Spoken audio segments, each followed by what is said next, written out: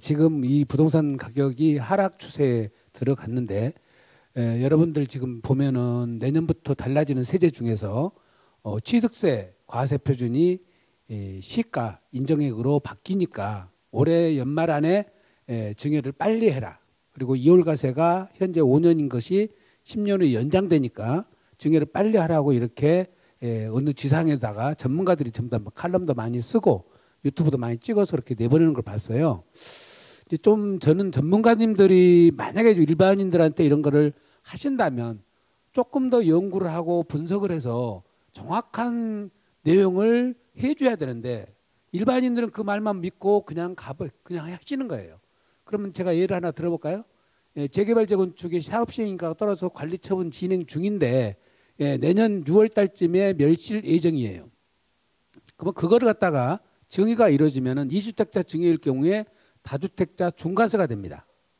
다주택자로 중과세가 돼요. 그러면 중과세 세율은 그게 공시가격에다가 아니라 시가의 중과세가 돼버리니까 물론 어마어마한 것이 나오겠죠. 내년에. 이거 올해 서둘러서 하라는 거예요. 그런데 6월 달에 멸실이 돼버리면은 그거는 주택이 아니에요.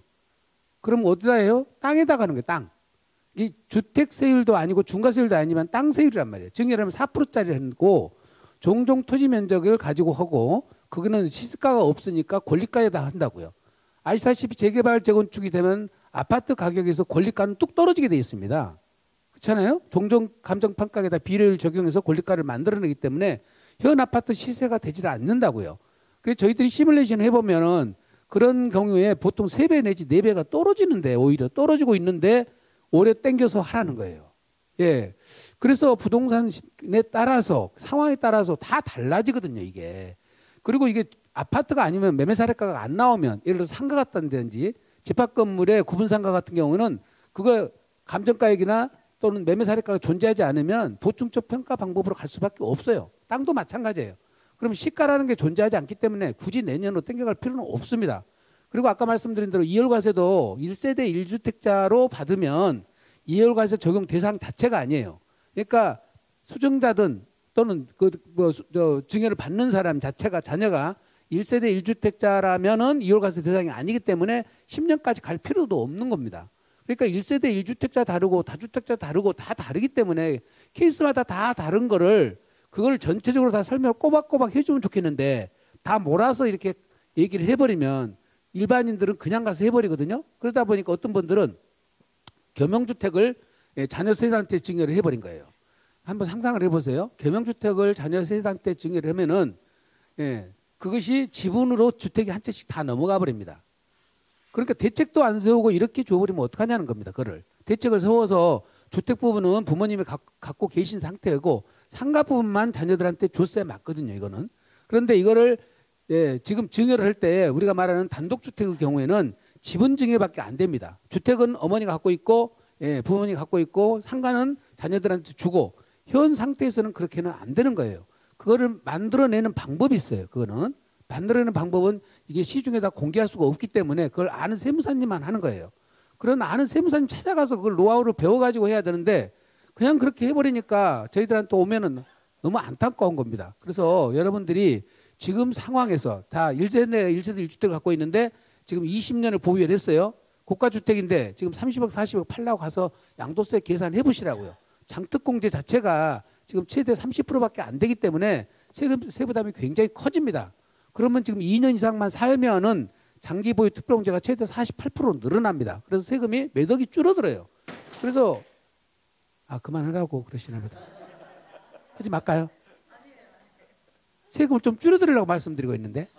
그래서 이렇게 그런 것을 2년 가서 들어가서 살아서 1년에 절세 금액이 1억 5천씩 된다면 들어가서 살아야 될 거 아니에요. 그렇죠? 만약에 못 사는 상황이 벌어지면 지금 어떻게 돼 있어요? 상생 임대주택이라는 게 생겼죠. 1년 6개월 이상을 임대를 해주고 내가 지금 다음 임대에서 5%만 올리면 2년 산 걸로 간주를 해주잖아요. 그렇죠? 그러니까 비과세도 되고 그다음에 장특공제도 4%짜리로 적용해주는 어마어마한 세제 혜택이 있거든요. 이런 세제 혜택을 받아서 세제를 줄여야 되고요. 지금 만약에 집값이 떨어졌거나 내가 회사의 주식 가치가 떨어졌다면 지금이 자녀들한테 증여할 수 있는 적기입니다.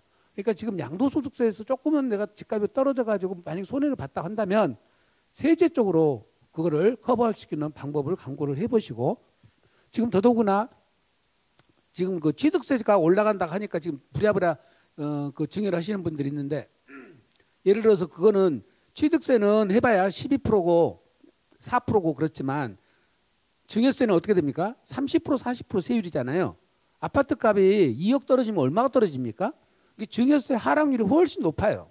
취득세가 올라간다 하더라도 증여세 떨어지는 하락률이 훨씬 높은데 지금 취득세만 보고 그걸 갖다 빨리빨리 하라는 그런 시그널을 주는 분들이 있습니다. 그러니까 전문가들 입장에서 이걸 다각적으로 다 연구를 해가지고 케이스별로 조금 얘기를 해주면 듣는 분들이 아 내가 좀 더 전문가를 만나서 상황 판단을 해볼 수 있는데 이것에 조금 일반적인 내용들을 가지고 개별적으로 가서 바로 하지 마시고 구체적으로 상담을 꼭 전문가한테 받으신 다음에 실행을 하시는 것이 절세할 수 있는 좋은 길이 아닌가 이렇게 생각됩니다.